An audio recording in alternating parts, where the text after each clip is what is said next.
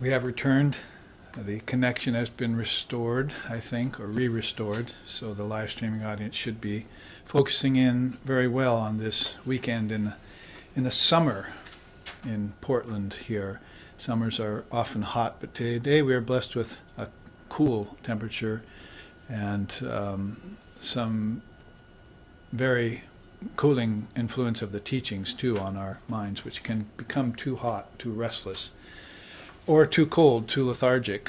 Those are the two gunas of tamas and rajas. But what we're looking for is this guna of sattva, or balance. The three gunas are a teaching particular to the Vedanta. You won't find it in any other path or religion. Those modes of nature that we're often calling good and bad moods and so forth are actually not our fault, as my computer sometimes tells me late at night. It's not my fault. Scares me as I'm waiting, thinking. Then it speaks at me. It doesn't like silence. It doesn't like inaction. But those gunas are constantly rolling through our minds in cycles, and those cycles are minutes long and hours long and days long and ages long, like a breath, either extended or expanded or contracted. So we deal with that by making our minds sattvic or even.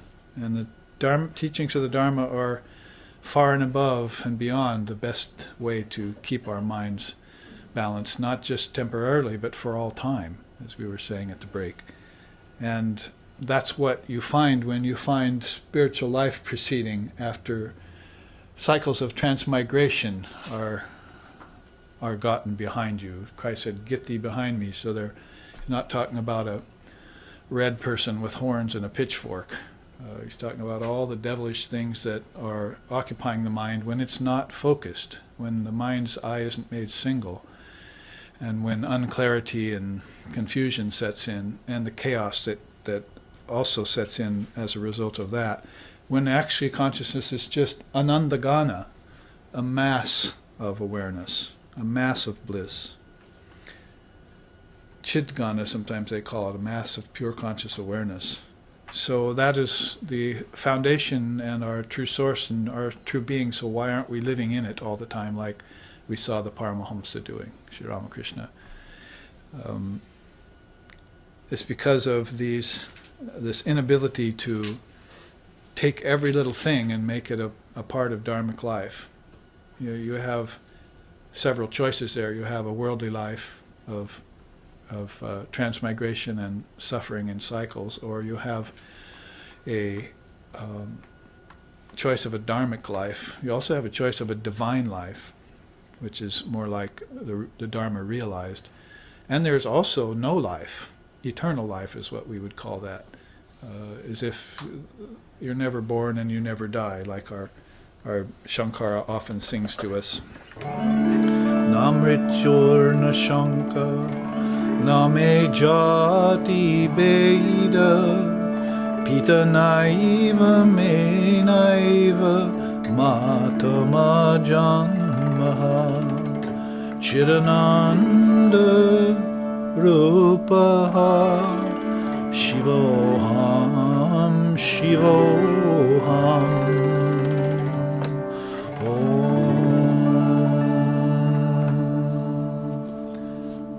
One of the 6 verses on nirvana, called the Nirvana Shatakam of Sri Shankara, says, "No mrityur na shanka name jati beda." I have no birth, I have no death. I have no father, I have no mother. I am the bliss of Shiva. I am Chidananda Rupaha, the very form of bliss. So he is always talking about that essence which we all are.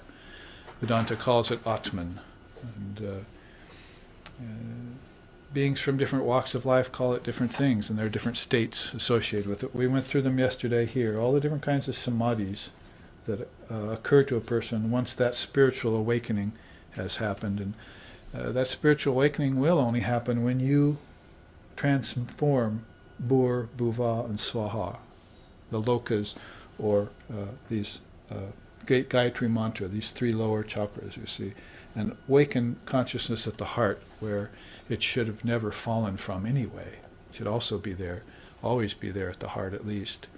Then it's susceptible to higher flights. See, a bird can fly higher and higher, so it can speak and hear nothing about but God, and it can then go into a visionary state, and then it can merge in its essence, like a hailstone falling in an ocean, he said, a very great soul who sings this to us. So Chidananda Rupaha Shivaham Shivaham is what we say there. It's a more non-dual kind of statement. So when spiritual life proceeds, there's a kind of unfolding there. Maturation of devotion, the cessation of new karmas. The Buddhists are good at that. They say punya and papa is their teaching. Papa is transgression or sin, and papa is good merit, good karma. They say just stop with one and do the other, and then things will right itself over time. It's a gradual krama mukti kind of way, a gradual way towards enlightenment. If you just give up doing those negative thoughts and actions, and we call it in Vedanta pratipakshavamanam. You water the flowers, not the weeds. So there may be a lot of weeds back there in the individual and collective human mind. There are weeds in the minds of the humans, in the minds of the ancestors, in the minds of the celestials, in the minds of the gods and goddesses. Their weeds are the power of domination. If it's turned towards positive overseership, then you have a good god, but you also have a bad god called an asura in our pantheon, and those are wanting to lord over souls for the sake of worship, being worshipped and so forth. So we might call that the spiritual ego as compared to the ripe ego. So the gods and goddesses also have their weeds in their minds. Now you find that out if you read some of the scriptures of India, the Smriti it's called. This is Shruti, it means must be heard. It's non-dual in its essence, and then Smriti is stories and myths and fables and tales and with meanings in them and so forth. That's like Mahabharata and Ramayana but you get Upanishads and Brahma Sutras and Bhagavad Gita. They call those Shruti. Shruti means to hear. And that's the first thing that an aspirant would do when, in order to attain these higher elements. Their devotion begins to mature. The cessation of new karmas, so as we were saying, the old karmas can get destroyed, but you want to make sure that you don't form any new karmas on top of them. Ability to concentrate, that's really the fifth limb of yoga, isn't it? It's called, or sixth, but fifth limb is pratyahara. You can withdraw your senses from the objects, both inner objects and outer objects, and then you can concentrate after you can do that. So that's dharana, they call it, ability to concentrate. And then the seventh limb is meditation. You're able to meditate only after you concentrate. You're able to concentrate only after you can stop the senses from attaching to their objects. So that's how the father of yoga puts it in the higher limbs of yoga. The lower limbs of yoga were nonviolence and truthfulness and purity and moderation of appetites and so forth. We went through those. They're called yamas and niyamas. But when you get to those upper limbs, then it's all based on the solidity of the trunk and the lower limbs. Sri Ramakrishna used to say, a man approaches a tree and sees a huge clump of fruit on top. He's already imagining eating the fruit before he even puts his foot on the first branch. So that's the impatience, you see, of the immature sadhaka or seeker. They have to go step by step, limb by limb, and master it. It's very dangerous in those upper limbs. They may not be able to support your weight. Karma is your weight, you see, spiritually. So those limbs could give way on you, and do often for many people. When they get to that level of the fifth limb, most everyone falls in the West. Pratyahara is removing your senses from the objects, both outwardly and inwardly. If you can do it outwardly, which is very hard for materialistic culture to do, then you have the inner objects haunting you. You may not be, you may have gotten over your attachment to food, but in your meditation you're thinking about refrigerators, you see, something like that. So whatever haunts you, see, isn't just of an external nature. It's of an internal nature, and you have to master all your thoughts. Those are vrittis, chitta vrittis. Chitta is thought, and we all know that chit happens. So you have to be very careful of that in yoga. Stop it from happening. Lights, camera. Inaction. Inaction. There you are. It's a new mantra. He's very proud of his mantra. Lights, camera, inaction. So inaction is something we need to learn. So you are learning that as you acquire this ability to concentrate, then meditate, and that intensifies the yogic fire. Vivekananda used to say, well, I may have this and that problem with my body, and I'm wearing it out. He passed away at 39, wearing it out in the service of others, and there's all these world problems to deal with on the level of a Jagat Guru like that. But he says, I'm perfectly fine if you just put me up in the Himalayas with a scripture. That's all I need. Perfectly content, because I have the fire of yoga in me. So that's this fire of yoga that intensifies after you're able to live a divine life. You begin to live a divine life based on the Dharma. You can do without everything. It's in the beginning of yoga, it was tapas, one of the first of the niyamas. Tapas was austerity.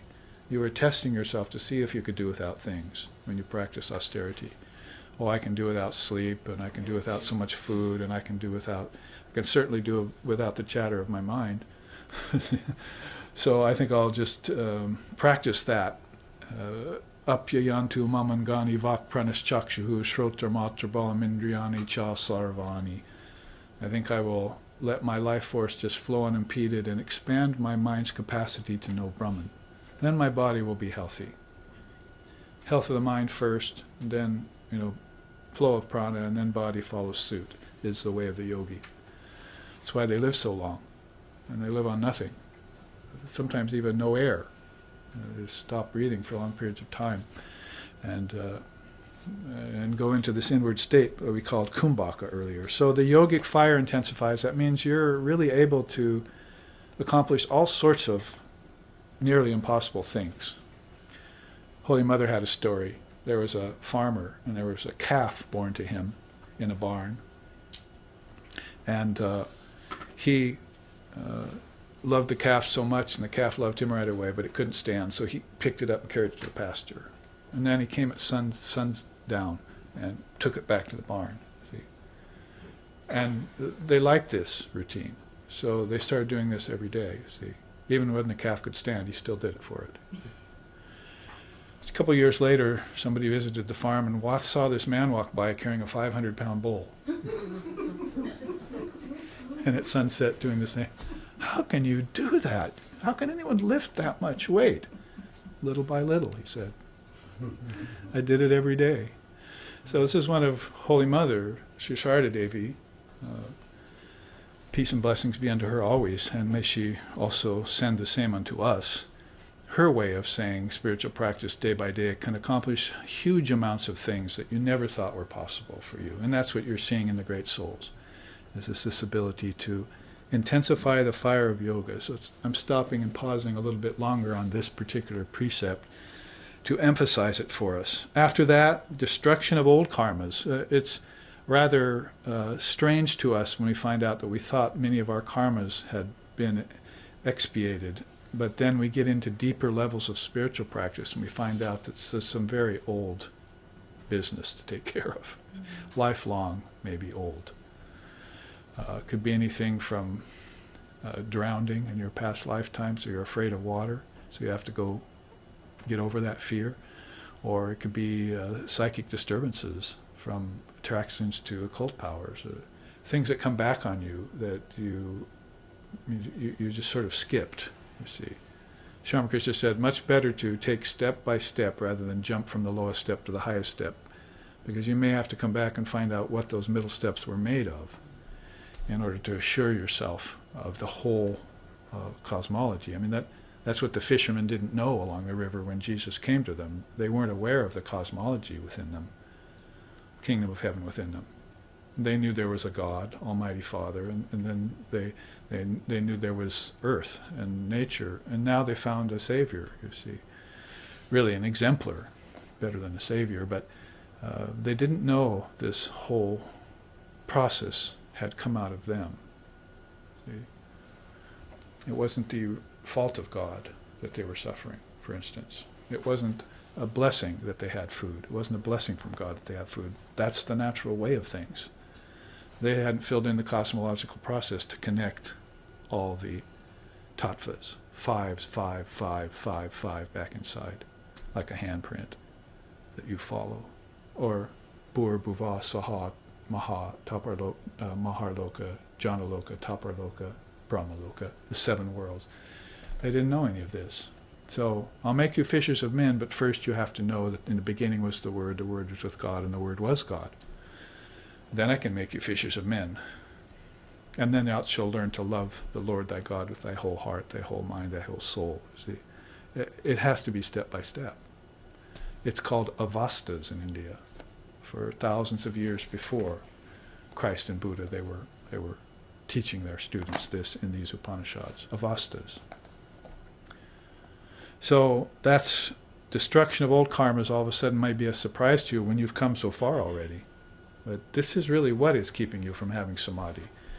If Ramakrishna showed us anything in this day and age, that was in the 1800s, in front of everyone, from the people to the priesthood, priestcraft, to the giants of the university there, what he showed everyone was man's true nature is samadhi. Chidananda Rupaha, Shivaham, Shivaham, as I just sung. Our true nature is samadhi. Now we hear about samadhi and we think, oh, I'll never get it. It's something that I have to attain in some far distant lifetime. But Vivekananda said, blast your karmas. That's your true nature. What's keeping you from it? If you can't have it, who can help you have it? See, you must yourself stand forward and claim your divine inheritance. His favorite of all the teachings was, God is just mankind walking around on 2 legs. Or, I'm sorry, the other way. It works both ways, actually. Man is God walking around on 2 legs. So he wanted us to realize the divinity in us. That's far beyond religion, and far beyond philosophy, and far beyond scripture. And it's even beyond the Godhead, that is the Ishvara form, Krishna, Vishnu, Shiva, Mahadev, Mahashakti. It's I and my Father are one business. So it's not, I have to be about my Father's business. That's working with the collective humanity to try and help a few of them. But if they want the help, and they don't crucify you in the offing, you see. But I and my Father are in one business. That's something that he came with, you see. That's something they know. It's inherent. It's that conjunction you're talking about that is inherent in all beings. It's samadhi. It's all these kinds of experiences leading to non-duality. It's the knowledge that we are not nature and that we must separate ourselves from nature. That was your cue, but you missed it. We must separate ourselves from nature. Oh. Don't shake it.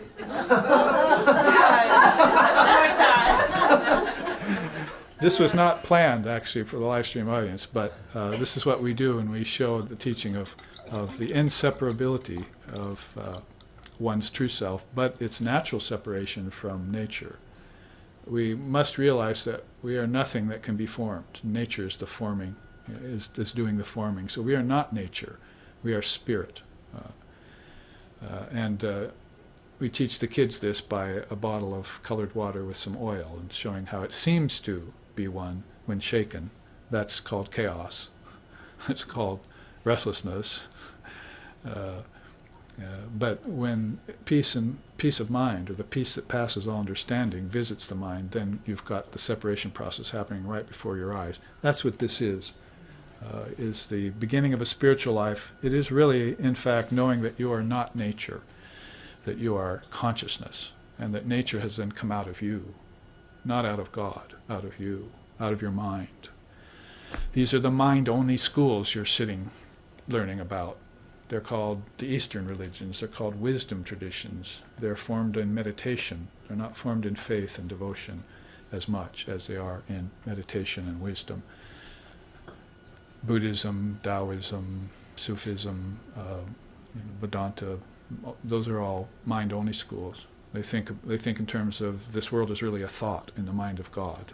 In the beginning was the Word was with God. Christ was trying to introduce that into the Middle East, you see, the thinking of the day in the synagogues and so forth. But now, it's even more far-flung for us to understand that because of science, because of the horrible onslaughts of Western science. And what is their intention? To create a utopian society. But what did Vivekananda tell us? A perfect world is a contradiction in terms. A good world is like saying hot ice. And in fact, not only is it a mixed world here all the time, but the world itself is not real. So you're in double jeopardy, you see. First you think it's real, it's your oyster, as they say. Then you go about making it a good world. But bad is not retreating one iota. The healers are telling me nowadays that there's not one disease that's ever been cured. Not one. They've all morphed into something else. Now you've got some typhoid or something down in Sacramento, and you've got the return of leprosy. We thought we'd cured it, and you're reading it all the time. You see how everything is coming back on us, as if we thought we had solved it somehow. How can you solve anything in Maya? How can you turn matter into spirit? You have to separate spirit from matter and be spirit. Then you'll understand that matter has come out of you, and you can control it. You can control it without polluting the environment. You can control it without having to worry about organic food and so forth. Just with the transformation of your own mind around the fact that food is Brahman. So this process all takes place, and the refined food energy, as you go up this side of the chart, you can see you're going up this side of the chart. This is the explanation of it. We'll finish with that. So to destroy all old karmas, then to be able to teach or transmit to others, even share the teachings with others, and then all of a sudden get transcendent experiences. It's really at this hub. Sri Ramakrishna said, they run a boat race between this chakra and this chakra. They come down from non-duality to the third eye, which is the vision of God, and back up to the Sahasrara chakra, and back to the Agra chakra, back and forth. These are the great souls. They pass out of these at the time of their body's death and come back into them at the time of their next body's birth. Other souls are coming in and out of here. That's called your ancestors, where the fetus is formed, where food is digested, and so forth. Is that Manipura chakra here. That's a hub that has a big granthi or barrier right there, keeping souls from getting to the heart. Very hard to get out of this transmigrational process. And it's why Buddha came, 550 BC, in order to help you through it. He had just said, get out of the river. Then you'll see how everything's going in cycles. You don't know that everything's going in cycles, so you're continually on a merry-go-round ride, you see. But what does a merry-go-round ride do to you, especially after you've eaten food? It's not pleasant, you see. That kind of nausea of Maya attends the body-mind mechanism, and you get spun on a wheel. Krishna says that in the Gita. They turn on the wheel under the power and control of the regime of Prakriti. What's Prakriti? Matter. And their attachment to it. They don't know themselves as pure spirit, number one. Number two, they don't know that all matter has come out of them as a thought process. The world is a thought in the mind of God. In the beginning was the Word. See, so these kinds of axioms, you learn them and understand them, you contemplate them, you concentrate on them, you meditate on them. It destroys your old karmas, and you get spiritual experiences. Just like that.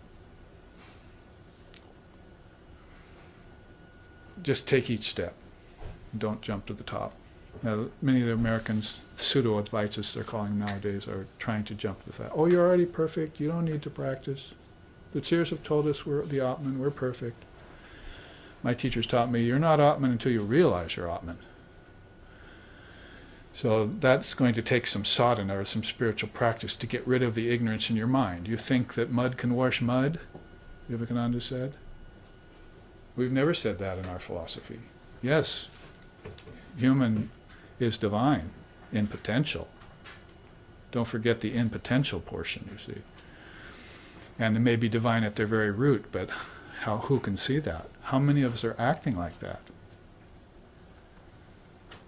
He said, there are 4 yogas: knowledge, devotion, work, and meditation. 4 yogas.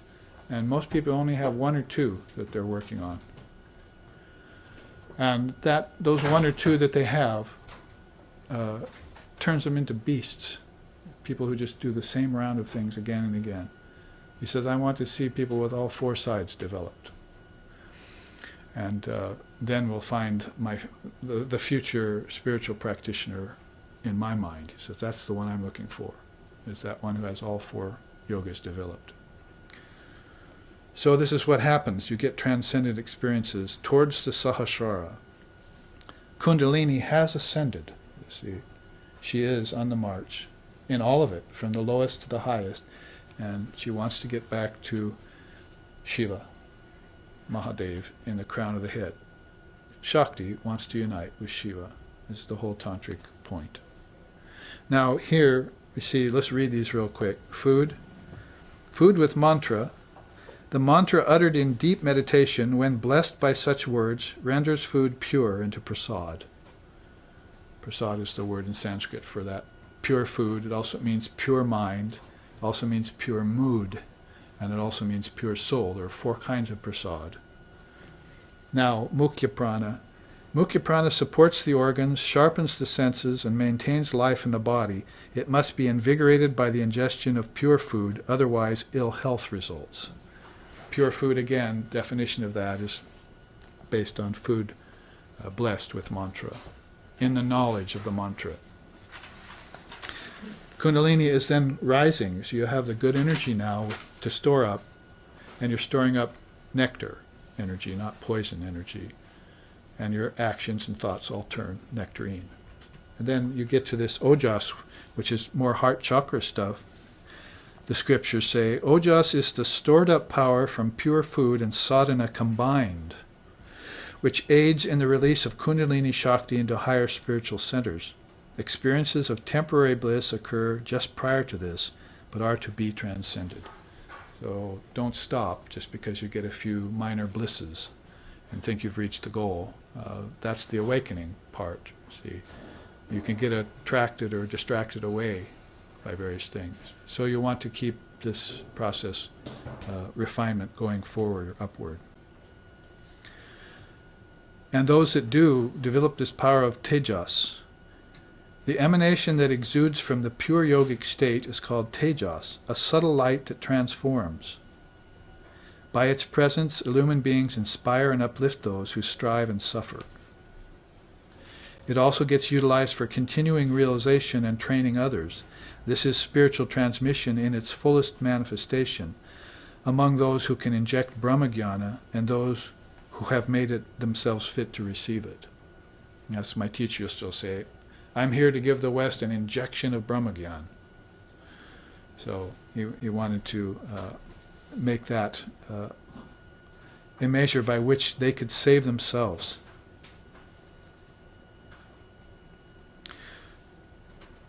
That pretty much exhausts this chart, coming from that sloka, which says, that which is called the great is sun, moon, Brahman, Om, and food. Through the sun come all worlds, through the moon all lights, through Brahman all the Vedas, and through food all animate beings are magnified. So this is also a conjunction to be meditated on. Better to meditate on it in the heart, where it occurs. That's Bhur, Bhuva, Swaha, Maha. Now let's look at that. This is really where we're headed in the next lesson, or actually in this same sloka, but at the beginning. Bhuvaha and Suvaha, these are verily the three celebrated mystical utterances. In addition to these, there is of course a fourth one, Mahachamasya proclaimed. He was a great rishi. That is Brahman, that is Atman, other gods are its limbs. And so this new chart I put together so that we could understand a little deeper this idea of the stated in the Gayatri Mantra. And the fourth Mahat. So there you see them. There you see Ma Saraswati sitting in the middle as the centerpiece. And here is that quote that we just said. Verily through the sun all worlds come, through the moon all lights come, through Brahman all the Vedas come, and through the food all animate beings are magnified. And then here in these lotus petals and these leaves and so forth are all the various things in which you should meditate upon. Things like sun, mind, senses, breath, the ethers, prana, body, stars, thought, moon, water, flowers, trees, herbs, the ego, living beings. I have a chart for each one of those. Should we take it out and start? We might finish by tomorrow sometime. So come on a retreat, because that's what we do on our retreats. There's one coming in October, right, which we will meet at Windward Waters up the Columbia River, off the Wind River, not far from here. We'll be studying great Vyahritis, mystical utterances and wisdom principles there. So, to put it succinctly about all these things that are at her feet, as it were, the quote is, the worshipper meditates and leaving the body through the subtle nadi, gains union and abides in fire uttering bhur, and in air uttering bhuvaha, and in the sun by uttering suvaha, and finally in Brahman declaring maha. He reaches the lords of sight, hearing, speech, and understanding, and becomes the divine Brahman. Very beautifully put, and very succinctly too. So this is, of course, ancient Vedic rites and rituals and lore, but it applies very much nowadays if you just point it out and correlate it with the three worlds, and especially if you say, he reaches the lords of sight, hearing, speech, and understanding. So basically, you're awakening the indriyas and the senses. The indriyas have been asleep because the senses don't know that they live by another power, and they're focused on the objects outwardly. Wake up the gods in the senses, the little gods, like the god of fire, god of sight, the god of water, god of earth, taste, and so forth. You get the gist, right? You're connecting earth with smell, and water with taste, fire with sight, feeling with touch, and or air with touch, and ether with hearing. So that's basically what's being said here. I've taught it to you in the Samkhya way. Now you're getting it sort of in the ancient Vedic Rishi way. So you reach the lords of sight, hearing, speech, and understanding. Now you connect them all to your mind. And now you have a composite package through which to understand Bhur and Bhuvaha. And then you've pretty much mastered earth and the interspace. Interspace is problematic because that's where those occult powers are lurking. That's where those elemental beings are lurking that are keeping you from transcending the process, you see. And now you want to get to those kingdoms of heaven within you, to use a phrase that's more familiar with us. So you want to open up those nadis, those channels. That's why it says here, the worshipper meditates and leaves the body through the subtle nadi. Don't forget to connect these teachings of Tantra, Kundalini, and Vedanta and Yoga into one conjunction. See, throw Buddhism in there, and you have how many?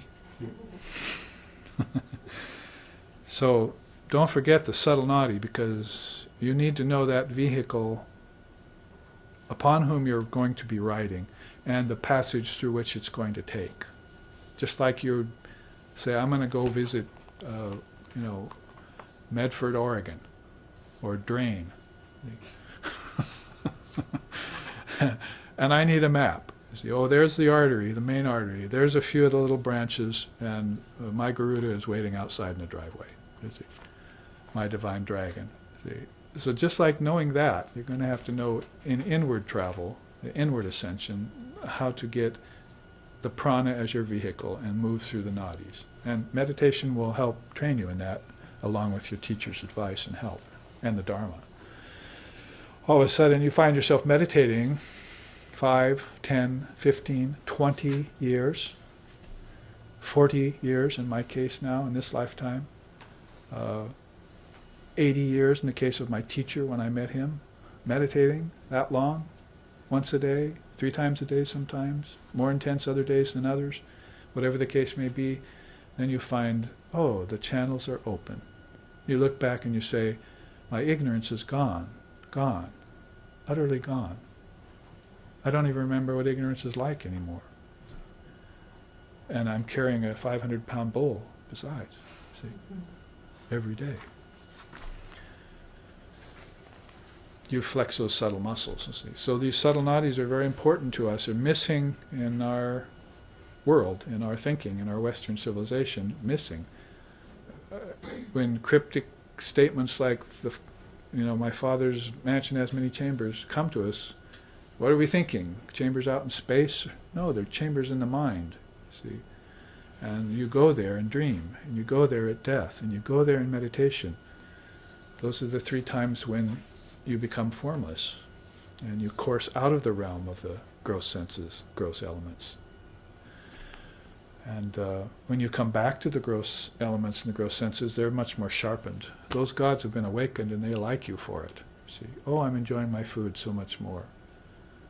Oh, that water tastes delicious. See, you're not just eating and running, you see, quaffing and running. But everything is now infused with the divinity that's inherently in the mind and senses, that you've been overlooking all these lifetimes and built a habit around, bad habit around. So, reach the lords of sight, hearing, speech, and understanding, and become the divine Brahman. And that would be, of course, the ultimate destination, would be beyond Bhur, Bhuva, Swaha, and even beyond Maha. Because what's beyond them is then here, Janaha, Tapaha, Satya lokas. These are the 7 Vyahritis now.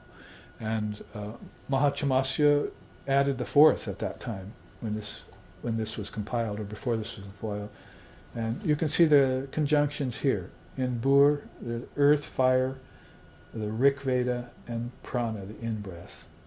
In-breath is the beginning of life. Out-breath is the beginning of death, Bardo. See, the suspended breath is my life as it has been lived. You see, so inside of the 3 phases of the breath, and there's a 4th phase too of suspension, there is all of teachings, all of wisdom contained right there in that movement, in that triple movement. So that's why they're making these evident to you with the in-breath. Earth, fire, Rigveda. That's another thing we don't have included into any cosmology we may have borrowed from Greek and Rome. See, West America had to borrow from Greek and Rome. Its philosophy, its ideologies, its cosmology, although it didn't take much to them. It doesn't believe in the Greek and Roman pantheon of gods anymore. It just makes Hollywood movies about it to make money, you see. But that aside for now, what's missing in our Western ideology is the scriptures. They make sure the scriptures are associated with Brahman. Shall I read it again? What is called Maha is the sun, the moon, Brahman, and Om. They make sure that all of that is made a conjunction for you to meditate on. So the first world, Bhur, should have that included, and if it doesn't, might as well just be Maya. Might as well just be a physical world with one big bang and one ending. See. Now the scientists are talking about many big bangs. Oh, we listened. See. There was another big bang, and then there was another one before that maybe. oh, maybe everything is eternal, like the Hindu scriptures have been saying. But we don't know because we never had them in our thinking process. These were there since the very first beginning, since the Gayatri was uttered. Om Bhur Bhuva Swaha Tat Savitur Varenyan Bhargo Devasya Dhimohi Dhiyo Yo Na Prachodayat. They were there from the very beginning. And that's why they said Om Shanti Shanti Shanti. Have you put that together? Shanti 1 is for the Bhur, Shanti 2 is for Bhuva, and Shanti 3 is for Swaha. We want peace on all three realms. Is there peace on all three realms? No. They're made of chaos. They're made of troubles. In heavens, the asuras are fighting with the gods. In the interspace, the elementals are fighting with the ancestors. And on earth, we're fighting with each other. Is that peace, peace, peace? So we have to utter peace. It's utterly important that we utter it. See? And then we bring peace into the picture. You see? May peace be unto us, may peace be unto all. Shanti, Shanti, Shanti.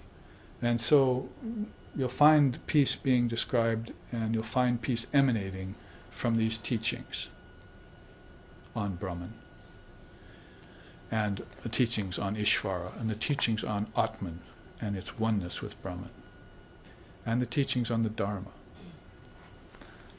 So those are what gets emphasized. If you go to the interspace, call it the interregions, you have no word in English for it.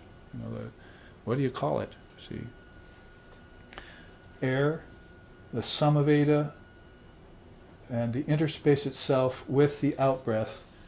That's the idea of interspace. You breathe out and you're gone. The last thing you do is your last outbreath before you leave the body. Hu is the bijam for it. Hu. And it's like saying, who was I? Certainly not who I thought I was, because I'm not that anymore. See, I'm going into the bardo of death. And what do I find there?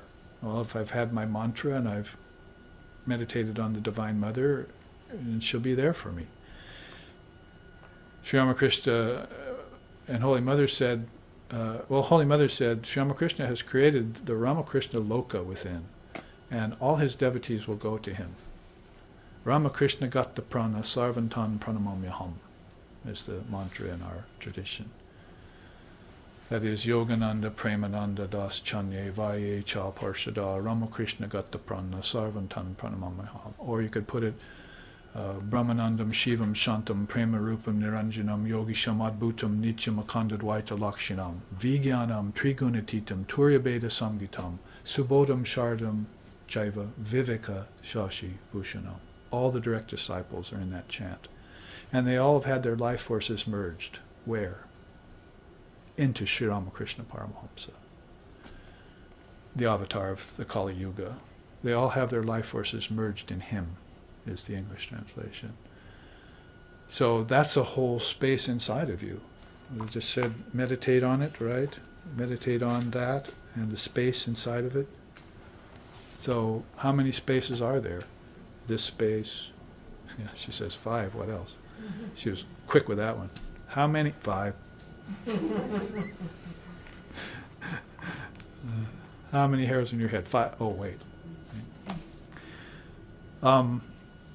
So meditate on those spaces is what you're kind of doing. Bhur, Bhuva, Swaha, and Mahat, and Mahar and Jana and Tapa and Satya, which is also called Brahma Loka, Satya Loka.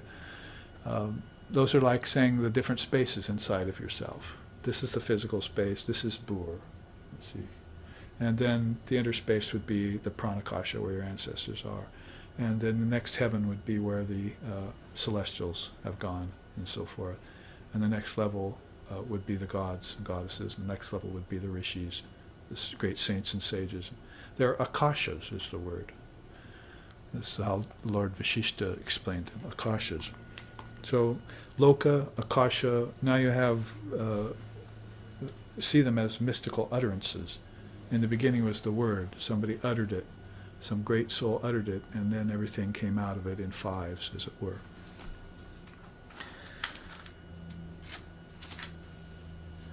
And so there are those seven worlds. Actually, sometimes we sing about that. It's even in songs written today. This was a very recent bhajan written by one Swami, and sometimes we sing it, and the first verse mentions this, actually. Shri Ram Krishna ek din janamagana huite janameve pehchani narendra konate. Shri Ram Krishna ek din janamagana huite janameve pehchani Narendra konate. Sapta rishi mandal ke Jnana yogi rishi var. Sapta rishi mandal ke Jnana yogi rishi var.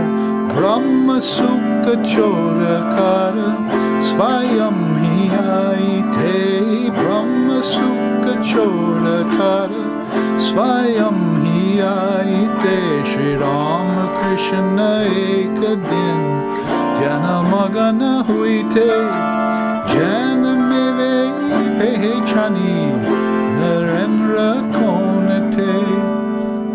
And the song bhajan goes on, written in our lifetime, this beautiful hymn. It says Sapta Rishi Mandalike. Mandala is a group. The Sapta Rishis are the 7 rishis. They preside over these 7 Vyahritis.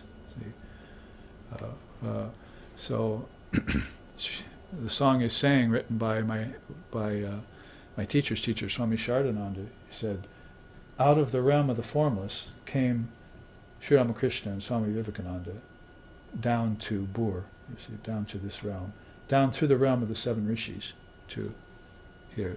And they came down like how? Ramachandra Bhaktravara, Sri Krishna Priya Saka, Arjuna Jaisite. They came down as Rama and Sita once came, or that is, Rama and Mahavir means Hanuman. Mahavir is a name for Hanuman. And they came down as Krishna and Arjuna once came to save the world from this arc of lust and greed. So you find these ancient ideologies in recent songs. They're still singing about it. It's an eternal dharma. It's been in existence for as long as we can remember in this cycle, and then it's coming from other cycles too. That battle at Kurukshetra, that renunciation of Sri Ram driven into the forest and losing Sita to the demon Ravana, is happening again and again over long cycles of time in our minds, in the cosmic and collective minds of mankind, reliving it. So if we can relive such beautiful things, then we will merge with such beautiful things. But if we forget them, then we relive in our minds the world bewitching Maya again and again. Life in suffering. There is suffering, as Buddha warned us.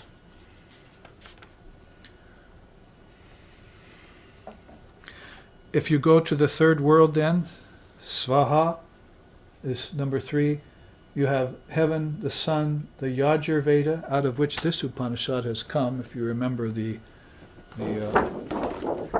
delineation of the Upanishads with the Vedas, Yajurveda. So out of the Yajurveda, where this Upanishad has been taught, and Vyanaha, that is the arrested breath. As if saying there you're going to a very bright, higher heaven. A land where, an inner loka where it is very possible to get out of the transmigrational cycle. There's an opening there.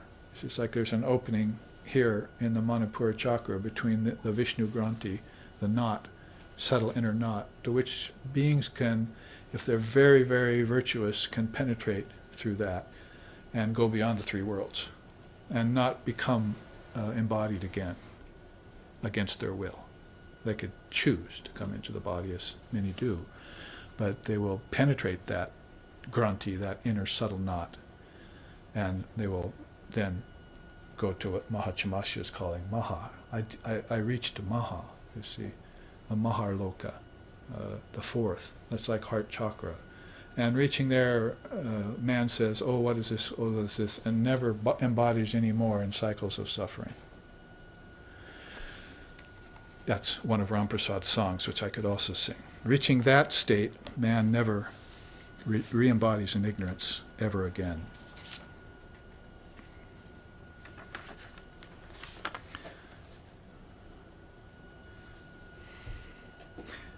There at the top, Bhur Bhuva Swaha. These are verily the three celebrated mystical utterances. In addition to these, there is a fourth one, which Mahachamasya proclaimed. That one who meditates upon these, called the four Vyahritis, comes to know Brahman, and to him all the gods bring homage.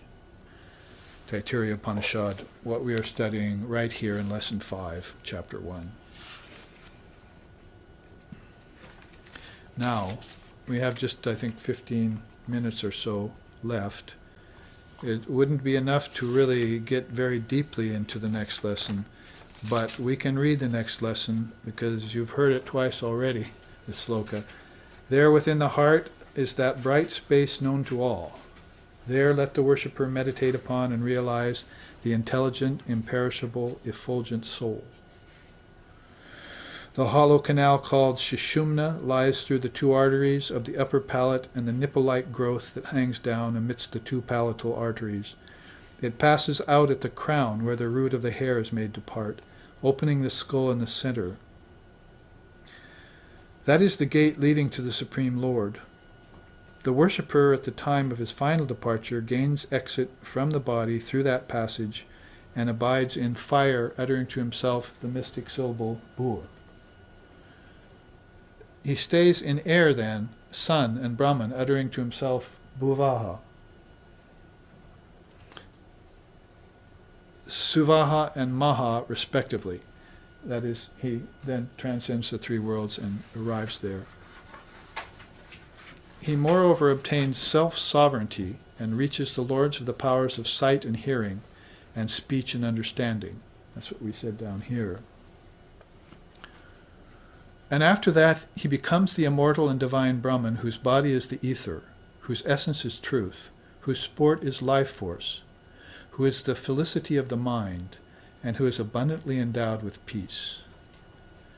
May you, O Prachina Yogya, talking to his disciple, worship in the manner described above, and follow that ancient perennial way or path beyond the three worlds to the highest reality. That is the purpose of human existence, is to do it right here in the body, penetrate the Maya for all times. If you can do it here, you can do it anywhere. You don't see the ancestors doing it, you see them coming back to earth to try and do it. And it's a matter of opening up those channels, those nadis, in this way of thinking.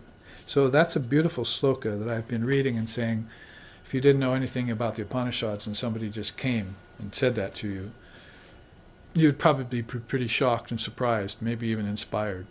And you'd begin to think, maybe I should look into that.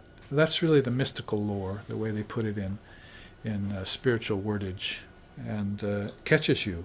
Things like passes out at the crown of the head where the root of the hair is made to part, or opens the skull in the center, begins to draw Kundalini up the spine without you even working for it. You see, if you have any natural inspiration in you maybe get goose pimples when you hear it. See, heripulation of the skin is one of the signs of samadhi. So you're getting a little bit of a, like Udgata is a precursor to Kundalini. Goose pimples are a precursor to Udgata. You see, in Hawaii we call it chikan skin. We get chikan skin when you read a sloka like that. And that goes in conjunction with other teachings. Let's see here. We can look at this to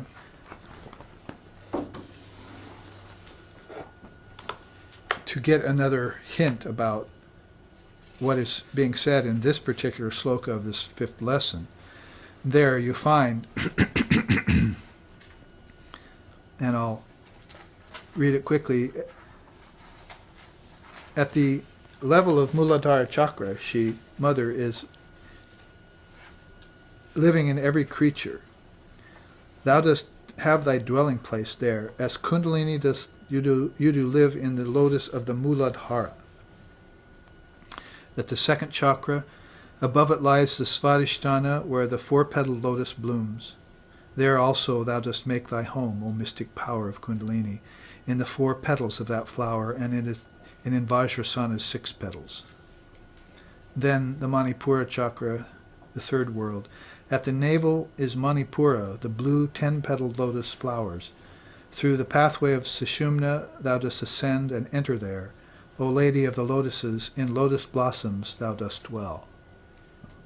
Giving it in a kind of cryptic, poetic language, this ascent of Kundalini.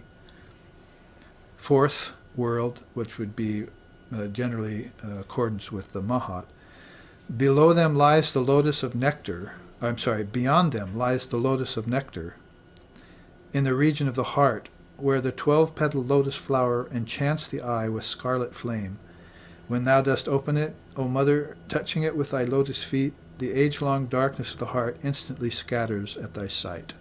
And that's what we were trying to describe in many ways about the opening of that fourth chakra, or the Anahata chakra. Vishuddha chakra. Above in the throat is the 16-petaled lotus of smoky hue.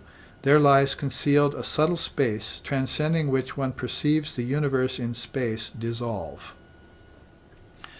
It's as if the words, of Bhur, Bhuva, Swaha, and Mahar have been the mystical utterances. And once you've uttered them, then you're going to a place where words are leaving the realm of gross and subtle, and they're becoming, ethereal. They're becoming causal. And when you see the worlds dissolve like that, then you realize they were made of words.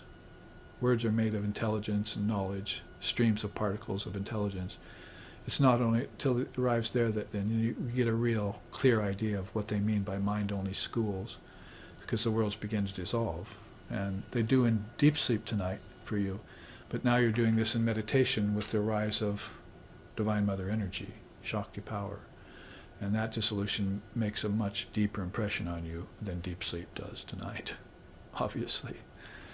That impression will stay with you and keep you enlightened for all time, whereas deep sleep does not. My teacher used to say, a seer goes into deep sleep and comes out a seer, but a fool goes into deep sleep and comes out still a fool.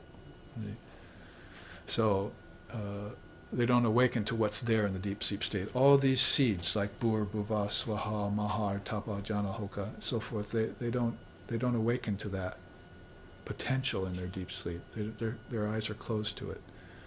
But when these two chakras begin to open, then you get the vision of the worlds dissolving and the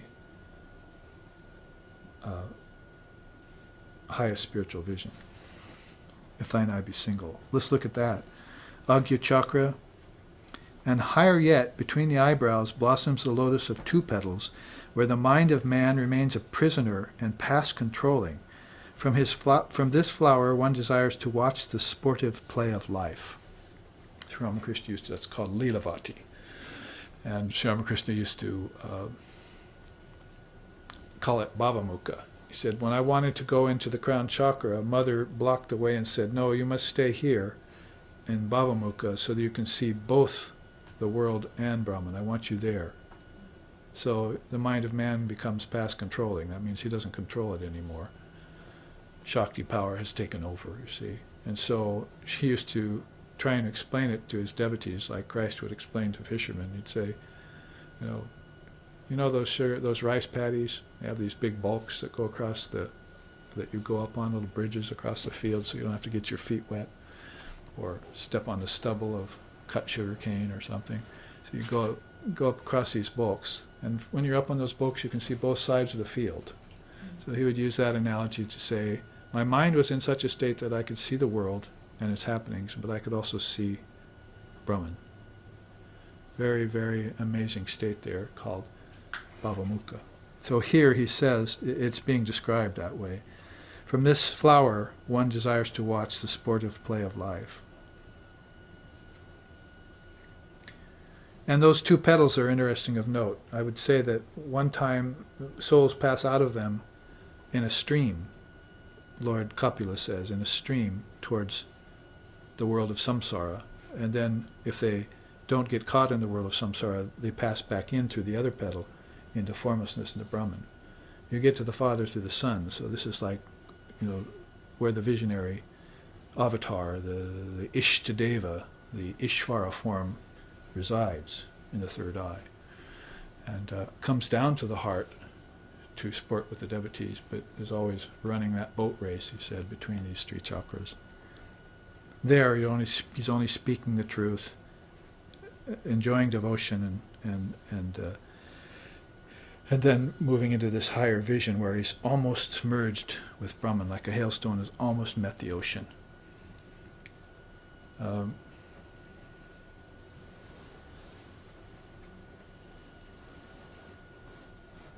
So those three chakras, Sri Ramakrishna said he moves, but I couldn't fall any lower than that. They would have to come up to meet him there, see. So these three chakras are very profound places where these great beings reside.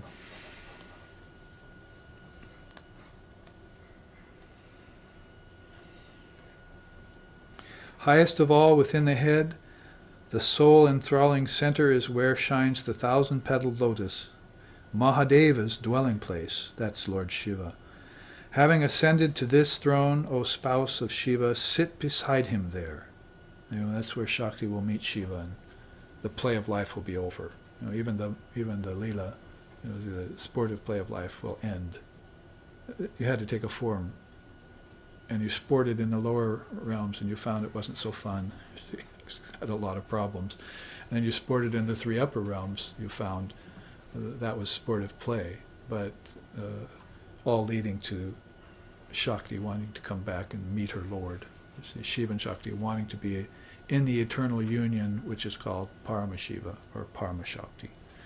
So that is basically both a Vedic and a Tantric path, Kundalini. It's the mystical side of India, and hard to know. Hard to put it in any river, either the Tantric one or the Vedic one. They really have shared these waters. In fact, when you look at it through the Vedic side, through the Yoga Kundalini Upanishad, then you see it, a whole other lights open up around it. You look at it in the Tantric side, and you see certain lights there, certain emphasis, like the stage has been lit by certain floods, and then have been masked by others on the other side. So the Tantric and Vedic side of things show you a complete picture if you look at them. Kundalini Yoga would be that, the result, the understanding of it.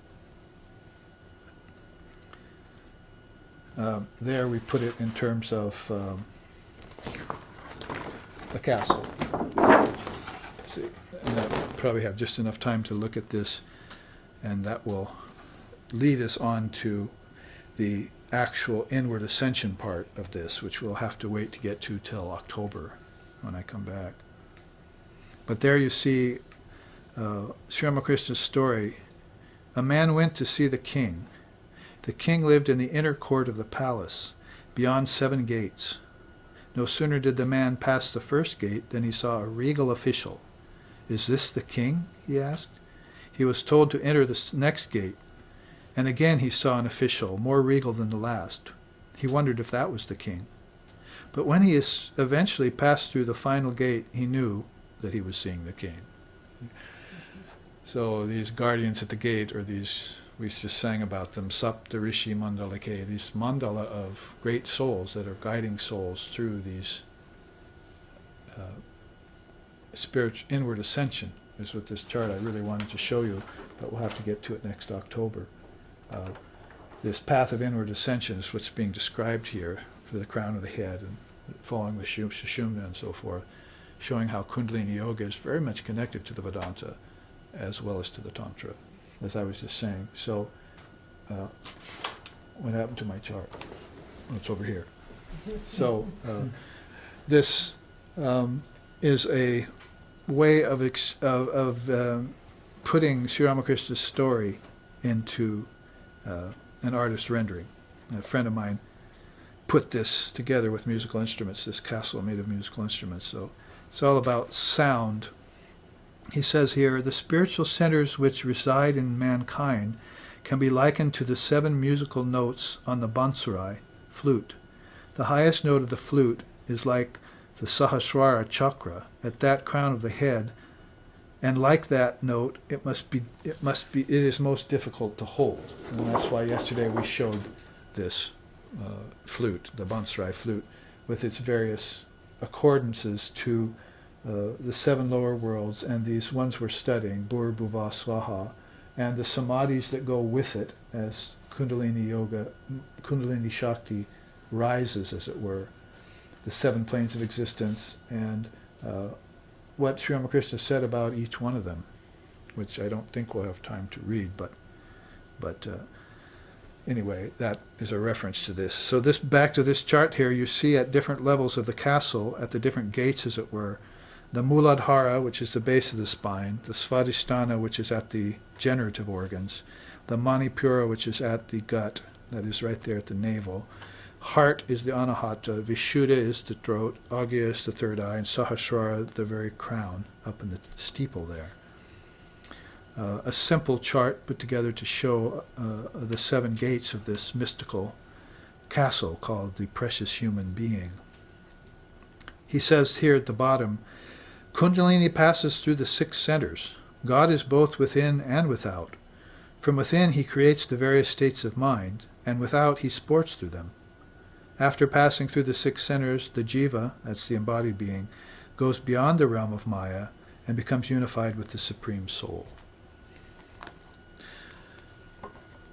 Just like you found out that there were some old karmas waiting for you at a very high level of practice, you find out that Maya is still persisting until you get to this chakra. It's actually quite a revelation. It was to me when I first thought about it, when I read the Srimad Devi Bhagavatam, which is this huge scripture on Divine Mother, one of her 2 or 3 main scriptures in the world, that Maya becomes Mahamaya at that level. She's the great enchantress, and the Leela and the sport is really one of her higher secrets, and beings are, they can transcend all the lower chakras and even go through the middle chakras, but there's still some sort of sport with form going on. Here you're still having visions, you see. So there's still some sort of Maya. It's called Mahamaya there. That's why Vivekananda said, Ishvara is also a concept in the mind of God. That is, the form of God is also a concept, ultimately not real. It's the highest form of God the human mind can conceive of, but you would get to the Son through the Father, you get to the Father through the Son. You see, as Christ said, you would go beyond that 6th chakra, and you'd, if you wanted the non-dual experience, you would merge like a hailstone in an ocean. Now there are schools, no doubt, our friends, who would rather remain in states where God's showing himself up as a form. They'd rather sport with God with form. And they consider that to be the highest. We salute their perspective. But it's a very good point, whether one would rather be sugar or eat sugar, Sri Ramakrishna said. We asked my teacher that once. Well, Sri Ramakrishna used to espouse the perspective of qualified non-dualism, and he'd say, yes, we'd rather eat sugar than be sugar. So we asked my teacher that once. He was a pretty staunch Advaitist. And so we asked him that. He said, well, that's because nobody knows the bliss of being sugar. Okay? So that's a very good point. Until you've had Nirvikalpa Samadhi, will your play or your sport with the Lord really be as full as you think it is? Or will it be even fuller once you've had non-dual experience? Can you then come back out of it and see Krishna or Christ or Buddha or Mother in an entirely different way than you once thought of them? See?